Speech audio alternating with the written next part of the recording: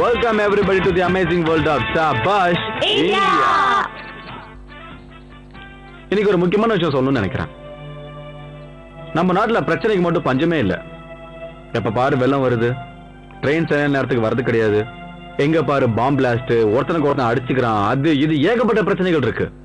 அதே கொஞ்சம் மாத்தி யோசிச்சு பாருங்க.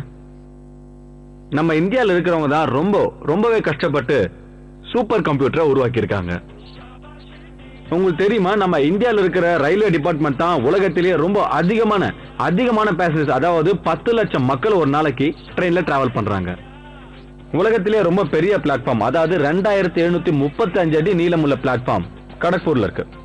அதுவும் நம்ம நாட்டில் தான் இருக்கு. 60 வருஷத்துக்கு முன்னாடி ஒரு பெரிய மகான் அகிம்சைன்ற ஒரு ஆயுதத்தை வச்சு 62 வருஷத்துக்கு முன்னாடி ஆங்கிலேயரை எதிர்த்து நம்ம நாட்டுக்கு சுதந்திரம் வாங்கி கொடுத்தாரு. அந்த பெருமைக்குரிய ஒரே ஒரு மகான் மகாத்மா காந்தி. அவருக்கு என்னோட முதற்கண் வணக்கத்தை நான் தெரிவிச்சுக்கிறேன். நம்ம இந்தியா நினைச்சு நம்ம பெருமைப்படணும்.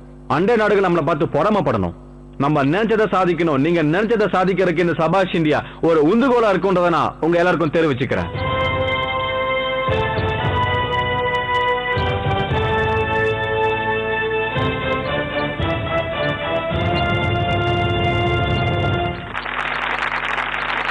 அறுபத்தி 3 வருஷத்துக்கு முன்னாடி, அதாவது 1947க்கு முன்னாடி இந்தியாவில் எங்க பார்த்தாலும் இந்தியர்களை அடிமையாக்கி கேவலப்படுத்தி இந்தியர்களை ரொம்ப கொடுமைப்படுத்திட்டு இருந்தாங்க. அதை எதிர்த்தவர் தான் நம்ம காந்தி மகான். போர்பந்தர்ல பிறந்து தண்டி யாத்திரையை நடத்தி ஆங்கிலேயர்களை சிதறடிச்சாரு. வாங்க அப்பேற்பட்ட மகான் பிறந்த இடத்துக்கு போய் பார்க்கலாம்.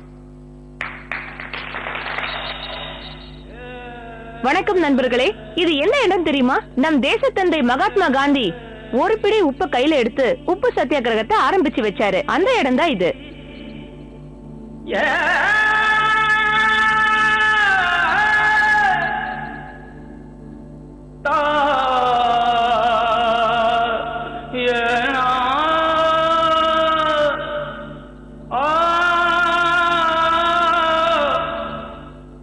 ஆமா, நம்ம குஜராத் மாநிலத்தோட தண்டிங்கிற இடத்துல தான் இருக்கும்.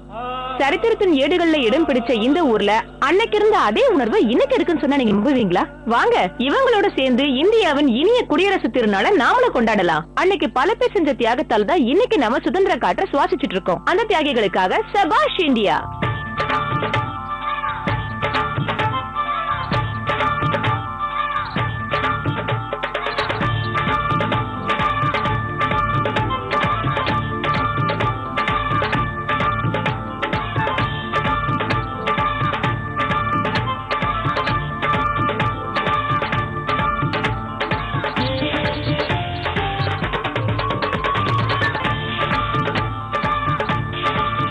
இன்னைக்கு இங்க இருக்கிற ஒரு இளைஞர் தன் உடல் மேல 100 கிலோ எடையுள்ள ஐஸ் பார்களை அடுக்கி என்ன பண்ண போறாருங்கறத அவர்கிட்ட கேட்கலாமே. வணக்கம் சார், உங்க மேல 100 கிலோ எடையுள்ள ஐஸ் பார்களை அடுக்கி என்ன பண்ண போறீங்கன்றத கொஞ்சம் சொல்லுங்க. என் கூட ஒரு பார்ட்னர் வர போறாரு. அவர் பேரு யூனுஷ். அவர் அதை உடைக்க போறாரு. அவர் அதை உடைக்கும் போது ஒட்டுமொத்த வெயிட்டும் என் வயிற்று மேலதான் இருக்கும்.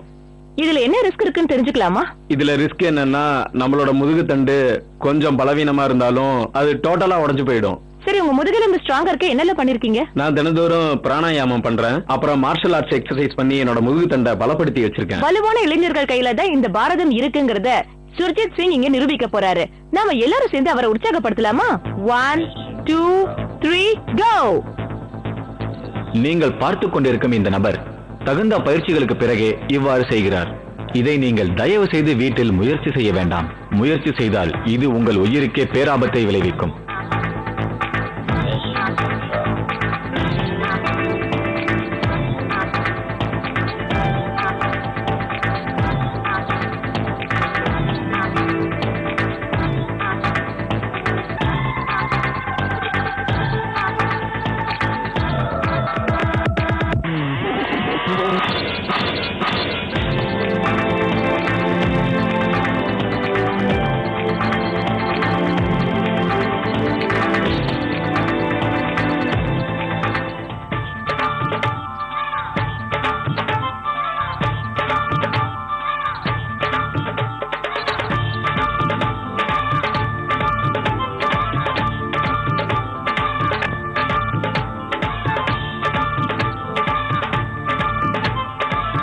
நம்ம இந்தியர்களிடையே முடியாதுங்கிறது எதுவுமே இல்ல. ஏன்னா நம்ம இந்தியா இந்த மாதிரி அமைதிக்கு வரலாறு படைச்ச நம்ம பூமியில, இதே பூமியில இப்ப இருக்கிற இளைஞர்கள் புது வரலாறு படிச்சு இந்தியாவை பெருமைப்படுத்தி இருக்காங்க.